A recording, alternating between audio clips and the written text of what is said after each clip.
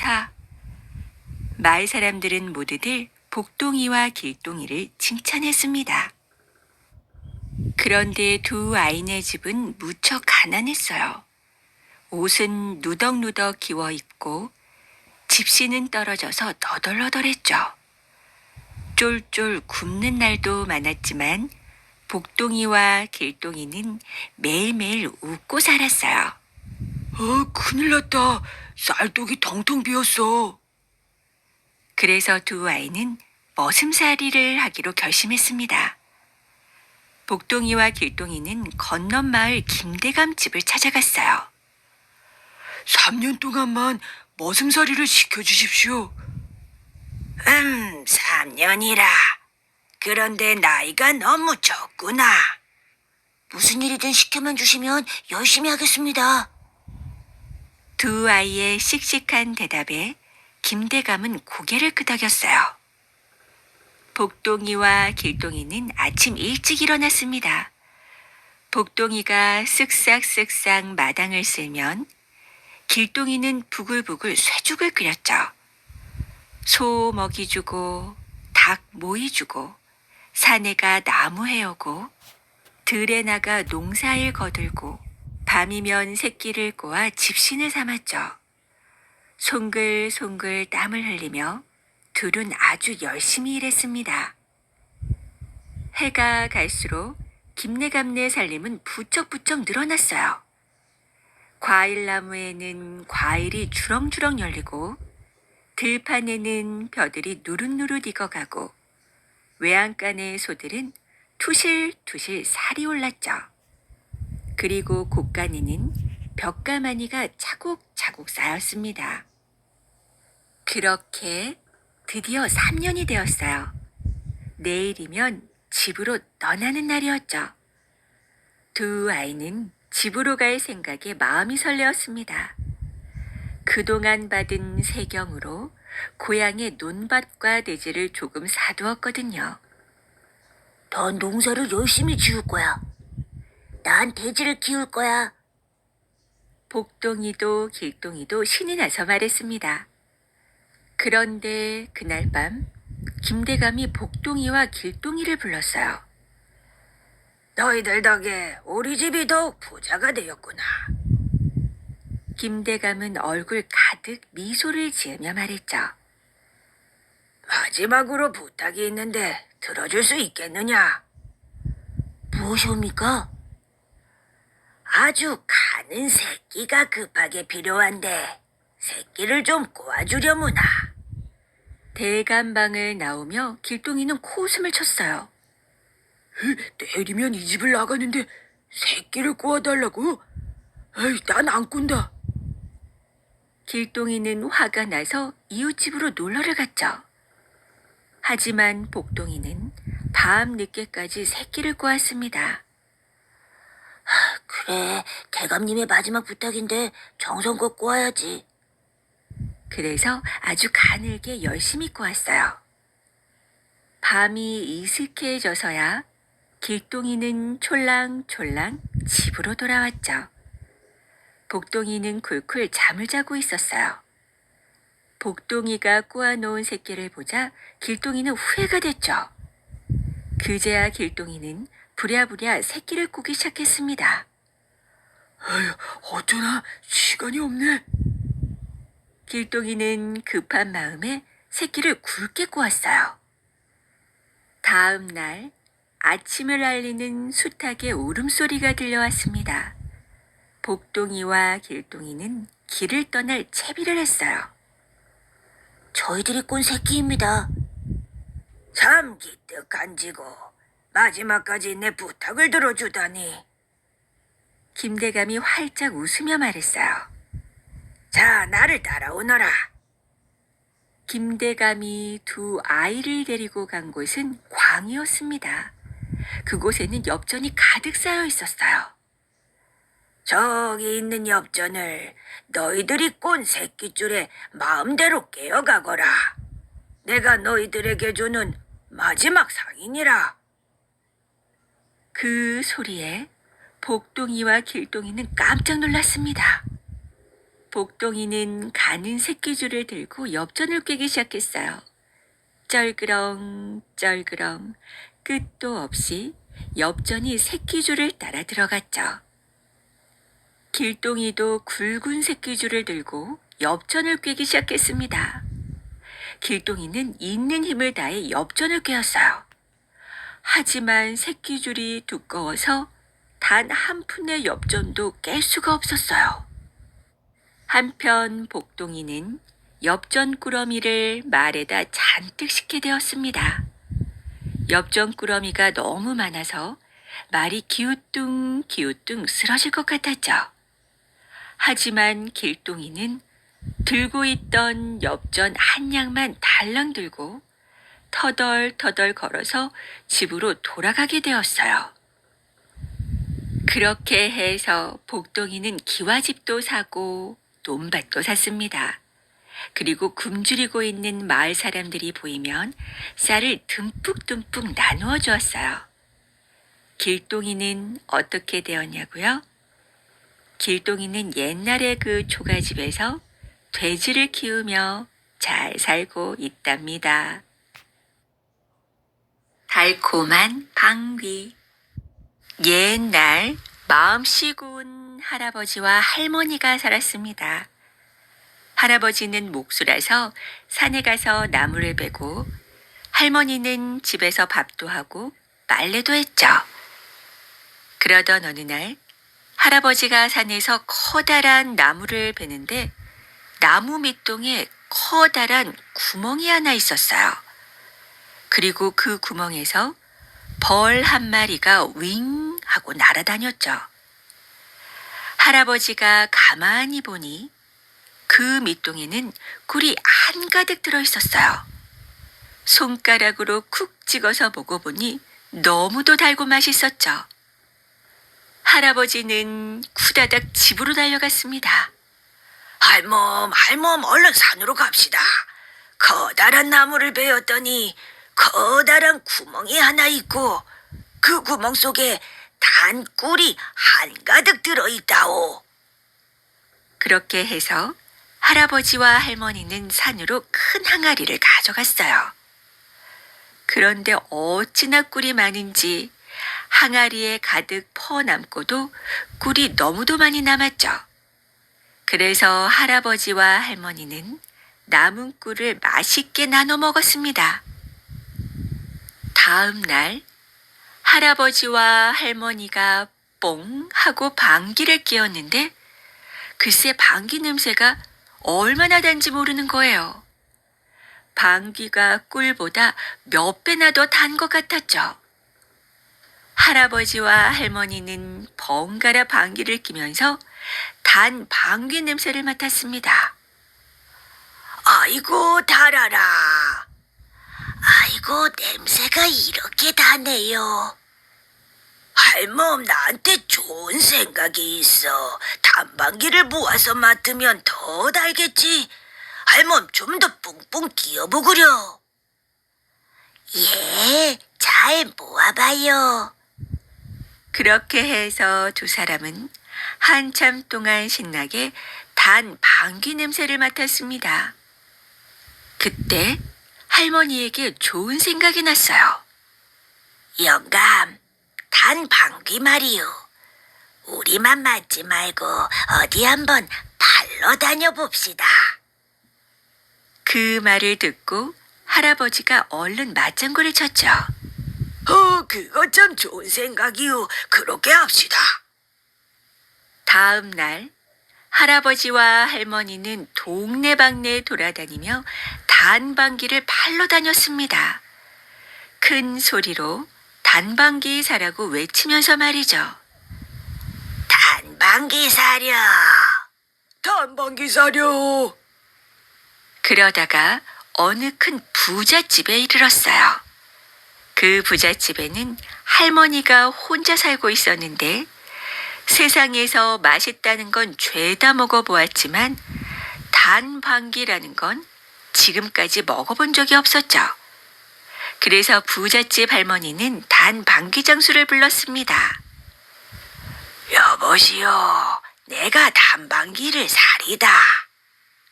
두 사람은 부잣집 할머니네 방으로 들어갔습니다. 그리고 문을 꼭꼭 닫고 이렇게 말했죠. 그를 여기 엉덩이에 갖다 대세요. 자, 단방기 나갑니다. 단방기 나가요. 그랬더니 정말 방귀가 얼마나 단지 몰랐어요. 아이고, 이렇게 달 수가. 부잣집 할머니는 아주 좋아하며 두 사람에게 돈을 한 자루나 주었습니다. 두 사람은 단방기를 팔아서 곧 부자가 되었어요. 한편 이웃 마을에 사는 구두쇠 영감이 이 소문을 듣게 되었죠. 구두쇠 영감도 단방기 장사를 하고 싶어졌어요. 그래서 목수 할아버지한테 와서 물었습니다. 여보시오, 어떻게 하면 단방기를 만들 수 있어? 할아버지는 구두쇠 영감을 골탕 먹이고 싶어서 이렇게 말했어요. 그건 말이지. 공서말에 물 한 동이를 마셔봐요. 그러면 다디 단방기가 생긴답니다. 그렇게 하면 되는구나. 구두쇠 영감은 헐레벌떡 집으로 달려갔습니다. 구두쇠 영감은 부랴부랴 집에 돌아와 콩서말을 물 한 동이를 마셔가며 모두 먹기 시작했어요. 배가 점점 불러오고 속이 꾸룩꾸룩거렸지만 곧 부자가 될 생각에 꾹 참고 마지막 콩알까지 꾸역꾸역 다 먹었죠. 그러고는 단방기를 팔러 뛰어나갔습니다. 그런데 부잣집 할머니네 집에 채 닿기도 전에 배가 부글부글 끓어 곧 똥이 나올 것 같았어요. 하지만 구두쇠 영감은 똥 마려운 걸 꾹 참고 어기적 걸어갔죠. 단방기 사려, 단방기 사려. 소리도 겨우겨우 나왔습니다. 소리를 내기만 해도 똥이 곧 쏟아질 것 같았거든요. 간신히 부잣집 할머니네 집까지 걸어가 엉거주춤 똥구멍을 막고 서서 아주 작은 소리로 말했어요. 단방기 사려. 부잣집 할머니는 밖을 내다보고 있다가 얼른 단방기 장소를 맞아들였습니다. 구두쇠 영감은 빨리 방귀를 뀌어야 했어요. 그런데 냄새가 잘 나가야 하니까 바지춤을 살짝 내렸죠. 냄새가 조금도 새어나가지 않게 부잣집 할머니는 문을 꼭꼭 닫았습니다. 자, 이제 되었어. 얼른 단방기를 끼워보시오. 부잣집 할머니는 얼른 구두쇠 영감 쪽으로 얼굴을 대고 방귀를 기다렸어요. 구두쇠 영감은 이때다 싶어 엉덩이에 힘을 팍 주었죠. 그런데 뿌지지! 냄새나는 똥이 마구 쏟아져서 부잣집 할머니 온몸에 튀고 방에 한가득 차고 말았습니다. 아이고, 구린내야. 이게 무슨 단방기야? 부잣집 할머니는 엄청 화가 나서 방망이로 구두쇠 영감을 마구 후려쳤어요. 아이고, 나 살려. 아이고, 사람 살려. 구두쇠 영감은 꽁지가 빠져라 도망을 쳤죠. 구두쇠 영감은 단방기를 팔아 부자가 되려다가 톡톡히 망신만 당하고 말았답니다. 금돈을 쏟아내는 토끼. 옛날 어느 산골에 가난한 나무꾼과 어머니가 살고 있었습니다. 나무꾼이 나무를 해오면 어머니는 그 나무를 장에 가서 팔았어요. 오늘도 나무꾼은 아침 일찍 산에 올라갔죠. 영차. 나무꾼은 새도끼로 열심히 나무를 찍었어요. 이마에서는 굵은 땀방울이 뚝뚝 떨어졌죠. 그래, 오늘은 어머니께서 장에서 맛있는 고기 반찬을 사가지고 오신댔지? 나무꾼은 그런 생각을 하면서 나무를 찍으니 더욱 신이 났습니다. 영차, 영차. 이런. 이를 어떡하나? 나무꾼이 도끼를 너무 힘껏 휘두르는 바람에 그만 도끼가 연못 속에 풍덩 빠지고 말았어요. 나무꾼은 도끼가 빠진 연못 속을 한참 동안 들여다보았지만 깊은 연못 속에 빠진 도끼는 흔적조차 보이지 않았습니다. 이거 큰일 나는걸. 한 자루밖에 없는 도끼가 연못에 빠졌으니 이젠 도끼 없이 무엇으로 나무를 한다? 나무꾼은 나뭇가지를 꺾어 연못 속을 휘저어도 보고 돌도 던져보았어요. 하지만 아무 소용이 없었죠. 나무꾼은 눈앞이 캄캄해져 눈물이 나왔습니다. 그때 갑자기 펑 하는 소리가 나며 연못 속에서 새하얀 안개가 피어오르더니 수염이 하얀 산신령이 나타났어요. 젊은이는 무엇 때문에 울고 있는고? 예.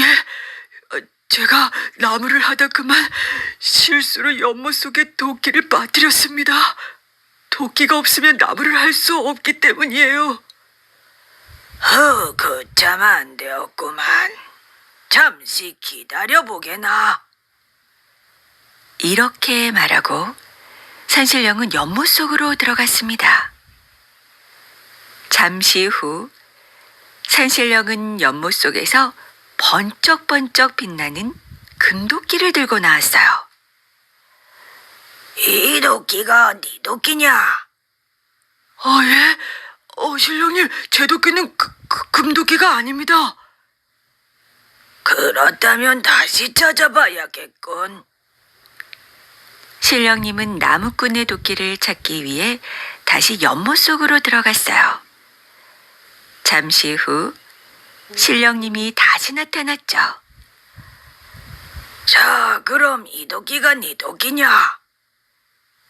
신령님이 꺼내온 도끼는 나무꾼의 낡은 새도끼가 아니라 새 은도끼였어요.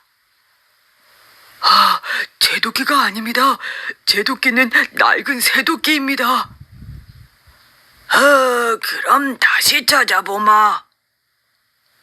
나무꾼의 말을 들은 신령님은 또다시 연못 속으로 들어갔죠. 신령님은 이번엔 나무꾼이 잃어버린 새도끼를 들고 나왔습니다.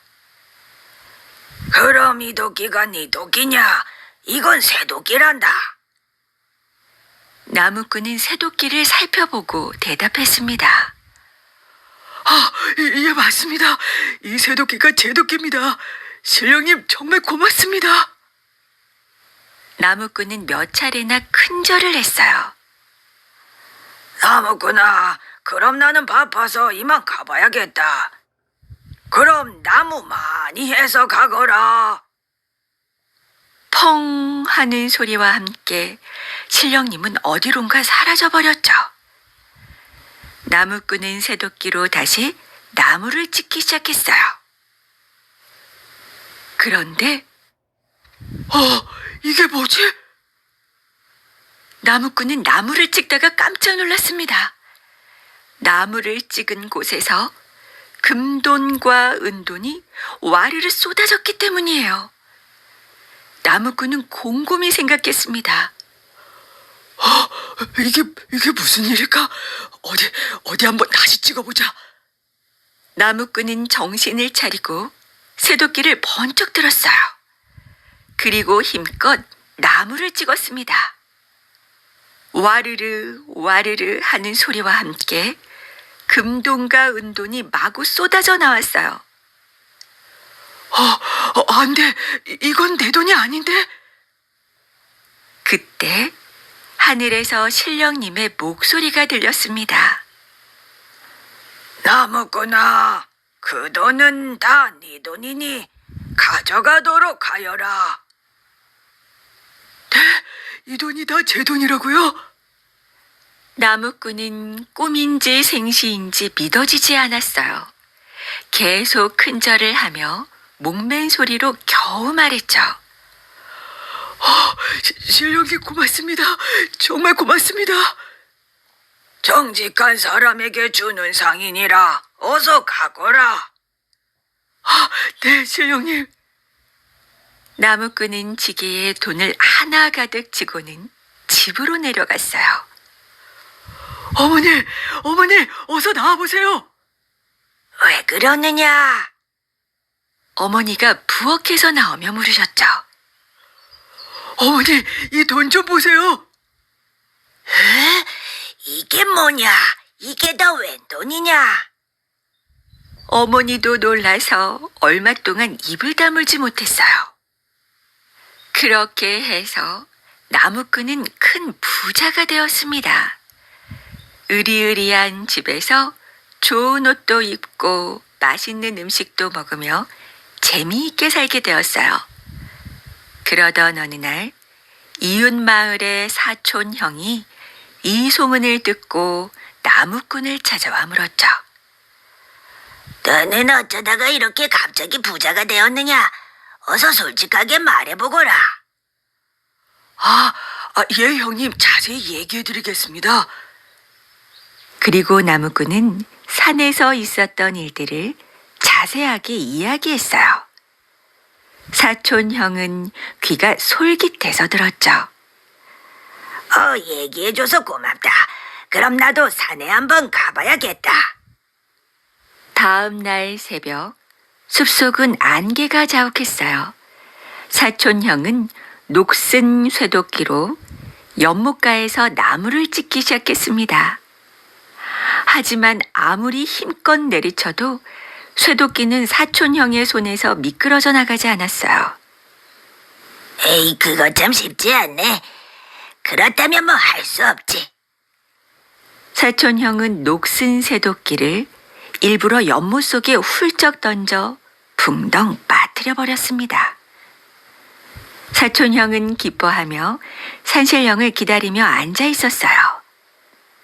하지만 산신령은 한참을 기다려도 나타나지 않았죠. 뭐야, 혹시 이놈이 거짓말을? 사촌형은 신령님을 기다리다가 지쳐서 홧김에 큰 돌멩이를 들고 와 연못 속에 빠뜨렸습니다. 돌멩이는 첨벙 소리를 내며 가라앉았죠. 사촌형은 나무꾼이 거짓말을 한 것이라고 생각했어요. 그때 갑자기 펑 하는 소리가 났어요. 그 소리에 놀란 사촌형은 그 자리에서 주저앉고 말았죠. 고개를 들고 나를 보거라. 사촌형은 번쩍 고개를 치켜들었습니다. 연못 속에서 신령님이 나와 있었어요. 신령님의 한쪽 손에는 금도끼, 다른 손에는 은도끼가 들려 있었죠. 네가 빠뜨린 도끼가 어느 것이더냐? 예, 제 도끼는 저 누런 금도끼입니다. 그래. 금도끼가 틀림없단 말이지. 금도끼를 받아든 사촌형은 너무 기뻐 신령님께 넙죽 절을 했어요. 고개를 들고 보니 신령님은 어디론지 사라진 뒤였습니다. 사촌형은 너무 기쁜 나머지 금도끼를 들고 껑충껑충 뛰었어요. 에이, 자, 이 금도끼로 나무를 찍어볼까? 사촌형은 금도끼로 힘껏 나무를 찍었습니다. 와르르, 와르르, 분명히 소리는 들렸는데 아무것도 쏟아지지 않았어요. 신령님이 나를 속였구나. 신령님이 주신 도끼를 자세히 보니 그것은 시뻘겋게 녹슨 새도끼였습니다. 사촌형은 도끼를 들고 다시 연못가로 갔어요. 그리고 목맨 소리로 말했죠. 신령님, 제발 나오셔서 이 도끼를 한번 보십시오. 그러자 연못 속에서 신령님이 나타났어요. 이번에는 은도끼와 새도끼를 들고 물었죠. 이 둘 중에서 어느 것이 네 도끼냐? 네, 제 것은 저 은도끼입니다. 그럼 자, 은도끼를 가져가거라. 고맙습니다. 이번에는 진짜 은도끼겠죠? 그놈 참 의심도 많구나. 산에서 나무를 찍다가는 이 은도끼마저 새도끼가 될지도 몰라. 그래, 집에 가서 해보자. 사촌형은 은도끼를 가지고 집으로 달려가 뒷마당의 나무를 힘껏 찍었습니다. 그때 무엇이 와르르 쏟아지기 시작했죠. 쏟아진다, 쏟아져. 얼씨구 좋다. 사촌형의 눈에는 쏟아지는 것이 다 돈으로 보였어요. 그래서 쉬지 않고 정신없이 나무를 찍기 시작했죠. 그런데 왜 이렇게 몸이 가렵지? 아이고, 따가워. 사촌형은 손바닥을 후후 불며 팔딱팔딱 뛰었습니다. 쏟아져 내린 것은 꼬물거리는 수백 마리의 송충이었어요. 사람 살려. 사촌형은 그 길로 곧장 나무꾼네 집으로 달려갔어요. 나무꾼이 뛰어나와 깜짝 놀라 물었죠. 형님, 어쩌다가 얼굴과 손이 시뻘개졌습니까? 송충이한테 쏘였다, 이놈. 너 나한테 거짓말했지? 어서 바른 대로 말해봐라. 거짓말을 하다니요? 그랬다가는 벼락을 맞죠. 금도 은도는커녕 동전 한 입도 안 나왔어. 몹쓸 송충이들만 우글우글 나왔지. 그럼 제 새도끼로 나무를 찍어봅시다. 나무꾼이 새도끼로 나무를 찍자 금돈과 은돈이 와르르 쏟아져 내렸어요. 그렇다면 형님, 제 도끼를 가지세요. 사촌형은 나무꾼의 새도끼를 들고 말 한마디 없이 자기 집으로 휙 달려가 버렸어요. 집으로 달려온 사촌형은 나무꾼의 새도끼를 들고 좋아하며 나무를 찍으려다가 멈췄습니다. 에이, 또 벌레들이 쏟아지면 어떻게 한담? 설마 이번에도? 에라, 모르겠다. 눈을 질끈 감고 새도끼를 내리찍었죠. 그때 펑 소리와 함께 산신령이 나타났습니다. 이놈, 정직하지도 못하고 남의 것을 탐내다니. 송충이 벼락을 맞고 싶지 않으면 어서 그 새도끼를 주인에게 돌려주거라. 아이고, 산신령님, 제가 죽을 죄를 지었습니다. 용서해 주십시오. 사촌형은 놀라서 울면서 빌었어요. 그 후 사촌형은 자신의 잘못을 깨닫고 정직하고 바르게 살았답니다. 산삼과 이무기. 산삼을 캐서 내다 파는 가비, 의리, 동이라는 세 친구가 살았습니다. 늘 셋이 함께 동무하여 깊은 산골짜기로 또 높은 산꼭대기로 산삼을 찾아다녔어요.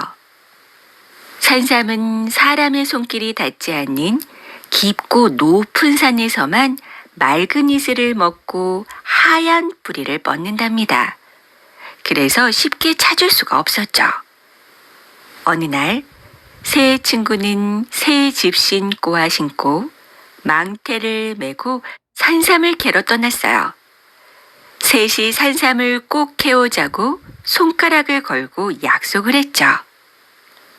나무가 빽빽한 숲을 헤치고 아슬아슬한 폭포 아래를 지나 몇 날 며칠 산삼을 찾아 산속을 헤매고 다녔습니다. 한 명이 다치면 다른 두 명이 정답게 어깨동무를 해주면서 사이좋게 말이에요. 마침내 셋은 높은 산꼭대기에 올라서게 되었어요. 그러자 정말 놀라운 일이 벌어졌죠. 바위 낭떠러지 저 아래 골짜기에 파란 산삼잎이 잔뜩 우거져 있지 뭐예요. 그토록 찾아 헤매던 산삼이 가득하다니 얼마나 기뻤겠어요. 와, 신봤다. 새 친구는 소리를 치며 서로 얼싸안았습니다. 새 친구의 우렁찬 목소리가 온 골짜기에 메아리 쳤어요. 새 친구는 서둘러 산삼 골짜기로 내려가는 길을 이리저리 찾아보았어요. 하지만 사방이 절벽이라 도무지 내려갈 길이 없었죠. 새 친구는 머리를 맞대고 의논했습니다. 우리 이렇게 하자. 가비가 무릎을 탁 치며 말했어요. 줄이 달린 튼튼한 바구니를 만들자. 위에서 두 사람이 줄을 내려주고 한 사람이 바구니를 타고 내려가서 산삼을 캐오는 거야. 의리와 동이도 옳지 하며 맞손뼉을 쳤어요. 새 친구는 칡덩쿨을 구해서 줄을 꼬기 시작했죠. 손바닥이 얼얼하도록 새끼줄을 꼬고 억새풀을 섞어 커다란 칡바구니를 엮었습니다. 아, 그런데 누가 내려가지? 의리와 동이는 무섭다고 도리지를 쳤어요. 좋아, 내가 내려갈게. 가비가 선뜻 내려가겠다고 했죠. 가비가 바구니를 타고 의리와 동이가 바구니를 조심조심 내려주었습니다.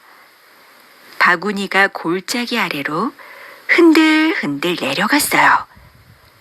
가비가 탄 바구니는 아무 탈 없이 산삼이 있는 곳에 닿았어요. 그리고 그 많은 산삼을 그럭저럭 다 캤어요. 바구니 가득 산삼을 다 담은 뒤 가비가 소리쳤습니다. 이제 줄을 당겨. 산삼을 바구니에 담았어. 의리와 동이는 얼씨구나 어영차 줄을 당겼죠. 가비가 다시 소리쳤습니다. 이제 줄을 다시 내려줘. 하지만 바구니는 영영 내려오지 않았어요. 의리야, 동이야. 욕심이 난 의리와 동이가 산삼을 몽땅 망태에 챙기고 나서 가비야 죽건 말건 낭떠러지 아래에 두고 냅다 도망을 쳐버렸습니다. 낭떠러지 아래에서 가비는 남은 산삼 한 뿌리를 어적어적 씹어먹고 힘을 내 하루 이틀 사이를 꼬박짓했어요. 그런데 갑자기 울렁울렁 땅이 막 흔들리기 시작했죠. 그러더니 어디선가 비늘을 번쩍이며 이무기 한 마리가 쓱 기어나오는 게 아니겠어요. 이무기는 용이 되려다 못되고 산에 숨어 사는 커다란 구렁이랍니다. 그래, 이왕 죽을 몸 차라리 저 이무기에게 한 입에 먹혀버리는 게 낫겠어. 가비는 벌벌 떨렸지만 두 눈을 똑바로 뜨고 이무기를 쳐다보았어요. 그런데 이무기가 잡아먹기는커녕 등에 타라는 듯 꼬리를 휘휘 내저는 게 아니겠어요. 가비는 에라 모르겠다 하고선 허리끈을 풀어 이무기의 꼬리에 자기 몸을 친친 감아묶었습니다. 그러자 이무기가 기다렸다는 듯이 꿈틀꿈틀 낭떠러지를 기어오르기 시작했어요. 다 올라온 뒤 가비가 허리끈을 풀자 이무기는 스르르 가버렸습니다. 가비는 몇 번이고 이무기가 사라진 방향으로 고개 숙여 절을 했어요. 그렇게 무사히 가비는 산을 내려올 수 있었습니다. 한참을 가다 보니 앞서 도망쳤던 친구들이 큰 나무 밑에 꼼짝 않고 앉아있는 게 보였어요. 의리야, 동이야. 그런데 가비가 가까이 가보니 두 친구는 이미 죽어서 돌처럼 차갑게 굳어 있었습니다. 욕심 많은 의리와 동이는 이무기의 뜨거운 입김에 쏘여 그만 죽고 말았던 거예요. 가비는 두 친구를 양지 바른 곳에 묻어주고 산삼을 갖고 돌아왔어요. 그리고 의리 집과 동이 집에도 산삼을 똑같이 나누어 주었죠. 착한 가비는 산삼을 팔아 늙도록 행복하게 잘 살았답니다.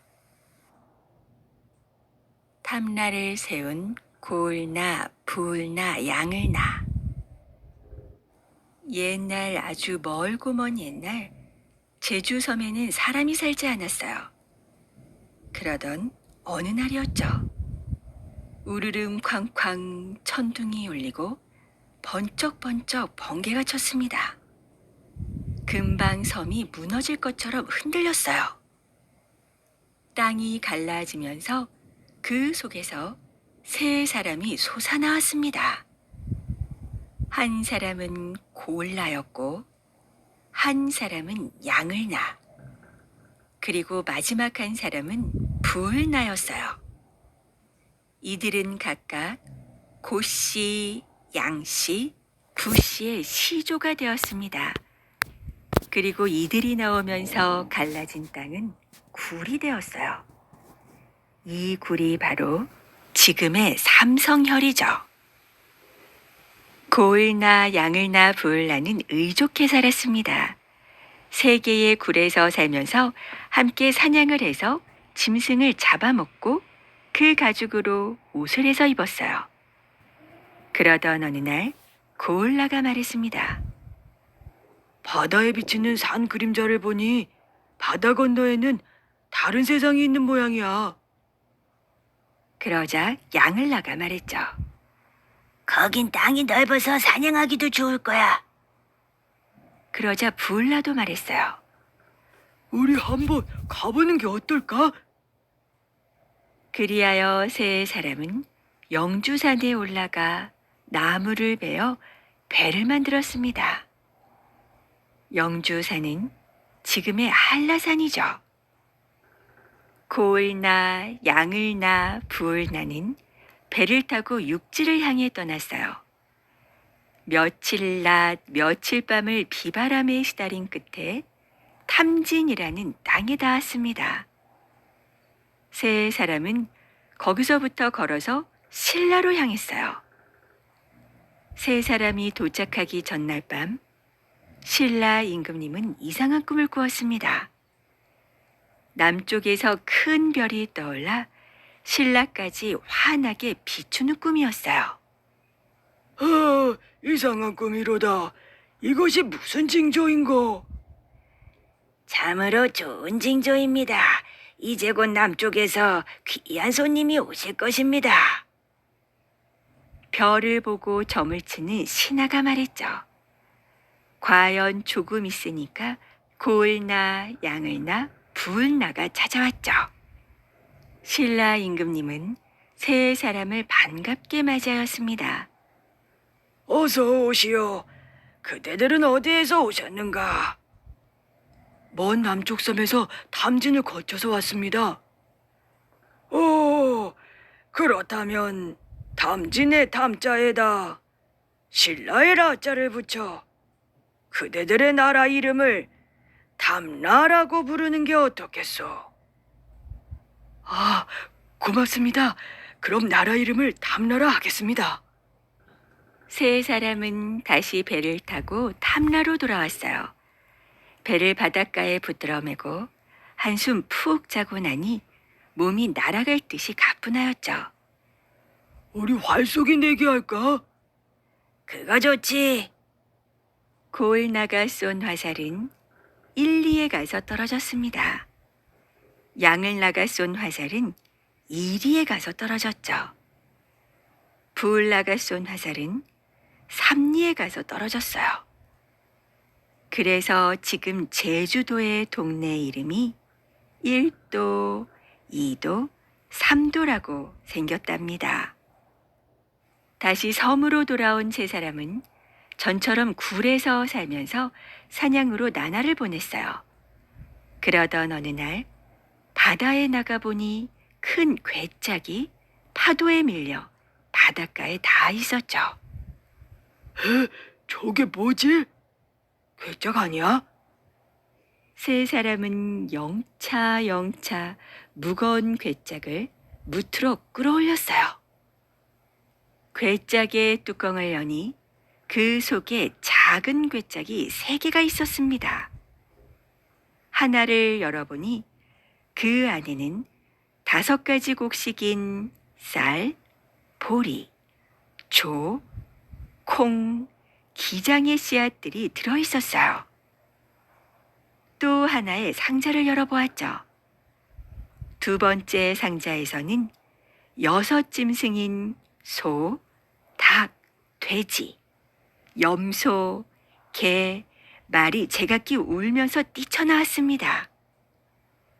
마지막 상자를 열고 세 사람은 너무도 놀라 벌린 입을 다물지 못했어요. 아름다운 새 처녀가 상자 안에서 걸어 나오는 것이었죠. 옷은 두루미 날개 깃으로 만들었고 머리에는 눈부신 관을 썼어요.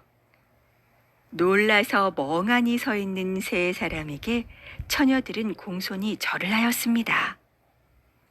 저희들은 탐나에서 멀리 떨어진 남쪽에 있는 푸른 섬나라 병랑국에서 왔습니다. 아바마마가 가서 각각 새 젊은이의 아내가 되어 나라를 세우는 일을 도우라고 해서 왔으니 우리를 아내로 받아들여 주십시오. 그리하여 고을 나 양을 나 부을 나는 혼례식을 올리고 새 처녀를 각각 아내로 맞이하였어요. 새 부부는 이때부터 사냥을 하는 대신 씨앗을 뿌려 곡식을 거두고 집에서 짐승을 기르게 되었습니다. 그들은 언제까지고 행복하고 평화롭게 살았답니다. 바로 이 이야기가 지금의 제주도에 있었던 옛나라 탐라국의 설화랍니다. 고국 전황과 을파소. 아침 일찍부터 고구려 왕궁이 북적거렸습니다. 오늘은 고구려의 제9대 왕인 고국천왕이 왕위에 오르는 날이거든요. 드디어 풍악이 울리고 고국천왕이 옥자에 앉았어요. 모두 들으시오. 백성이 잘 살아야만 나라가 강해지는 법이오. 나는 백성들이 편안하게 살 수 있는 고구려를 만들 것이오. 모든 신하들은 내 뜻을 받들길 바라오. 알겠사옵니다. 179년 고국천왕은 신대왕의 뒤를 이어 고구려의 왕위에 올랐어요. 고국천왕은 누구보다도 백성들을 아끼고 사랑하는 왕이었습니다. 백성들이 잘 사는 나라를 만들고 싶다. 그러려면 어떻게 해야 할까? 고국천왕은 곰곰이 생각했어요. 그래, 내 뜻을 마음껏 펼치려면 귀족들부터 다스려야 하겠지. 고국천왕은 전로부에 우소를 불러 말했습니다. 그대의 딸을 아내로 맞이하고 싶은데 그대의 생각은 어떻소? 우소는 기뻐하며 고국천왕의 말을 따랐죠. 얼마 후 고국천왕은 우소의 딸과 혼인했어요. 고국천왕은 전로부와 힘을 합치면 자신의 뜻을 쉽게 펼칠 수 있을 거라고 생각했죠. 하지만 안타깝게도 고국천왕의 뜻대로 되지는 않았습니다. 전로부는 고국천왕의 뜻을 받들기는커녕 왕비를 믿고 점점 멋대로 굴기 시작했어요. 그렇게 10년이 지난 어느 날 고국천왕은 놀라운 이야기를 들었습니다. 왕비의 친척인 어비류와 자가려가 백성들을 마구 괴롭히고 있다는 소식이었죠. 고국천왕은 화가 나서 펄쩍 뛰었어요. 어찌 죄 없는 백성에게 그럴 수가 있단 말이냐? 당장 어비류와 자가려를 잡아들여라. 어비류와 자가려는 이 소식을 듣고 재빨리 달아났습니다. 이렇게 앉아서 당할 수는 없지. 좋아, 우리가 먼저 왕을 몰아내자. 191년 어비류와 자가려는 병사를 모아 반란을 일으켰어요. 어비류와 자가려가 병사를 이끌고 쳐들어왔습니다. 뭐라, 이 괘씸한 놈들. 고국 천왕은 재빨리 군사를 모아 반란군을 무찔렀어요. 고국 천왕은 반란을 누른 뒤 신하들을 한자리에 불렀습니다. 나라를 바로 세우기 위해 뛰어난 인재를 뽑으려 하오. 신분에 상관없이 훌륭한 인재를 추천하도록 하시오. 그러자 사부에서 입을 모아 한 사람을 추천했습니다.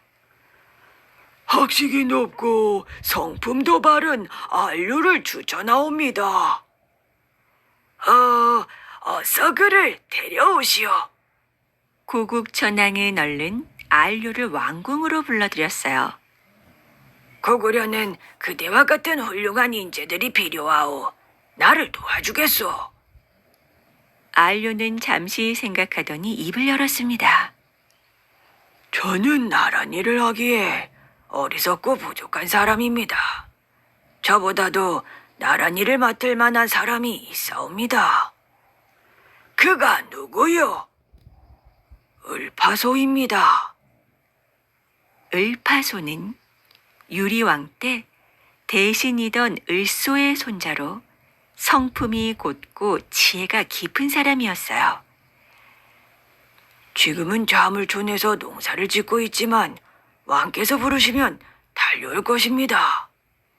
고국 천왕은 그 길로 사람을 보내 을파소를 불러왔습니다. 어서 오시오. 안류에게서 그대의 이야기를 들었소이다. 나를 도와 나라와 백성을 위해 일해주겠소. 그대를 중해대부로 삼고 우태예직을 더하겠소.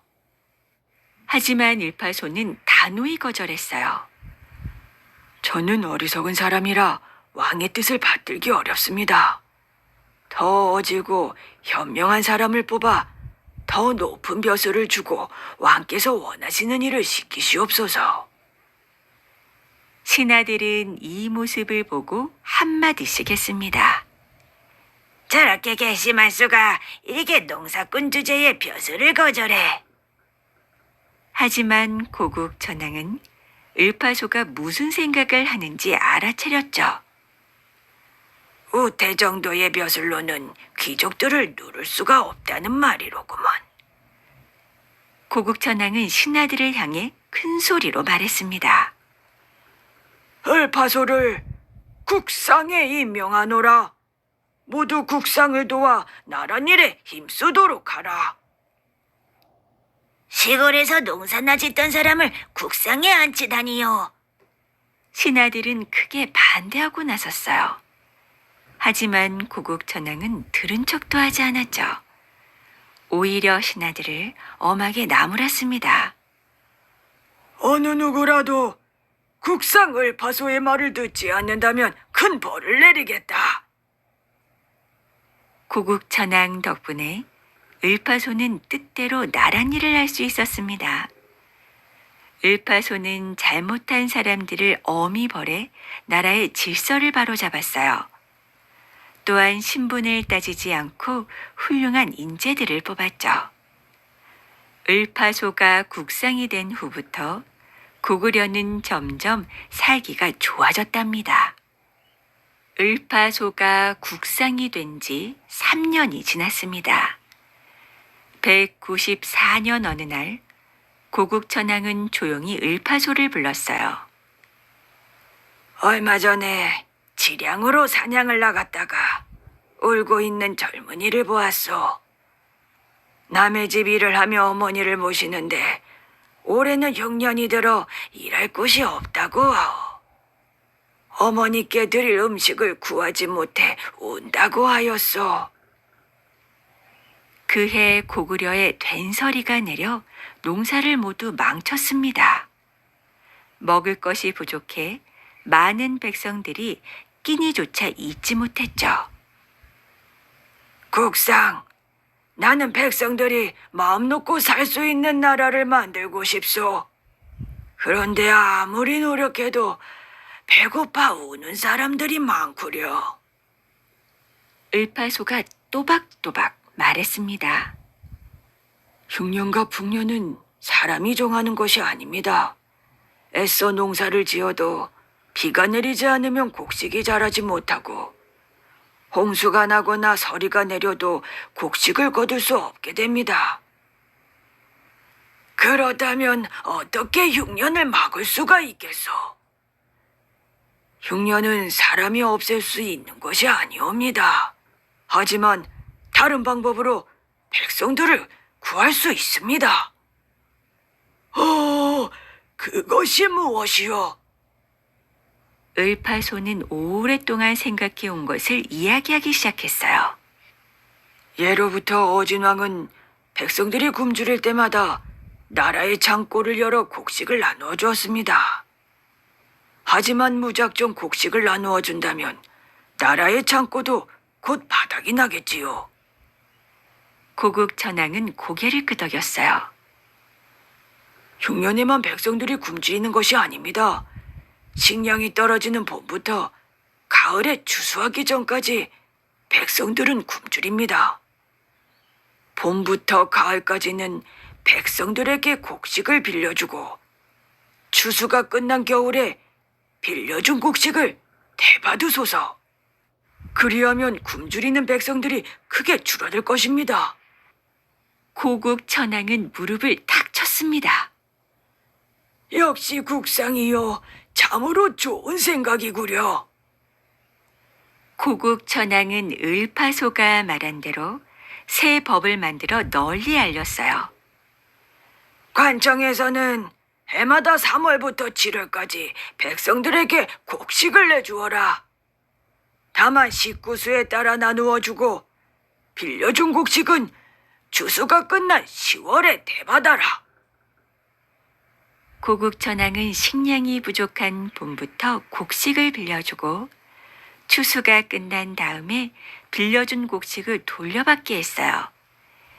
이 법이 바로 을파소가 제안한 진대법이랍니다. 고국천왕과 을파소가 힘을 합쳐 노력한 덕분에 고구려는 나날이 살기가 좋아졌어요. 중국의 한나라 백성들이 고구려로 옮겨와 살 정도였죠. 백성들을 사랑하던 고국천왕은 197년에 눈을 감았습니다.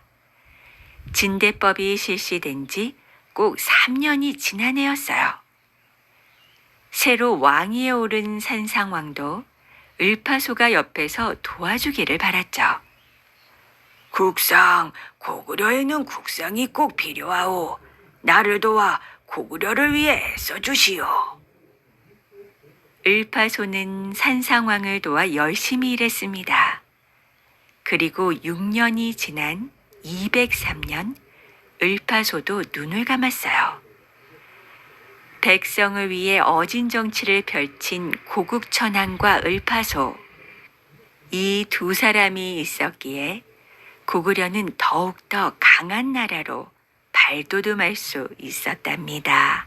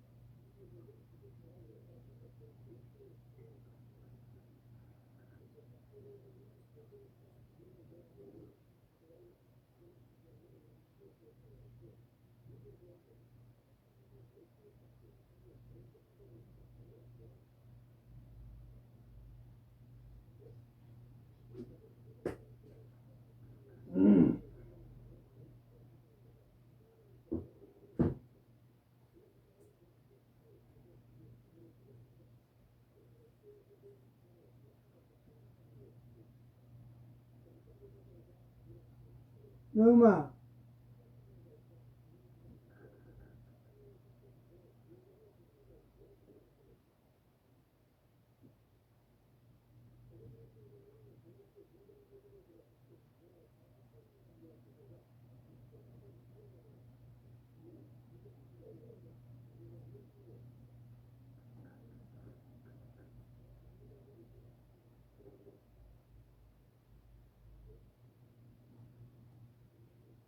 누마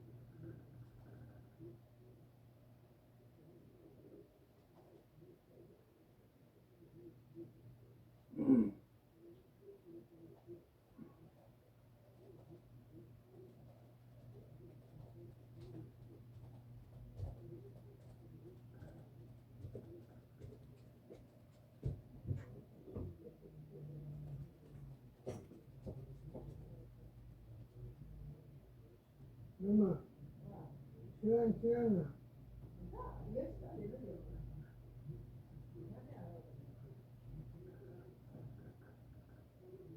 누가 왔나? 누가 왔나? 누가 왔나?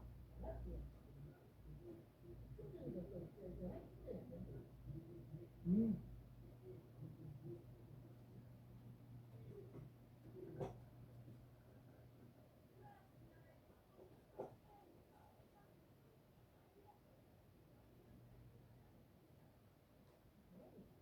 10분 반이가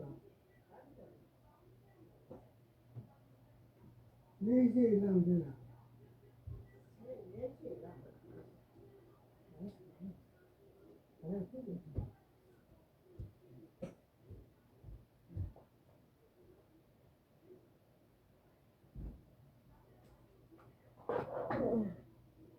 전화기 충분히 끼내지는데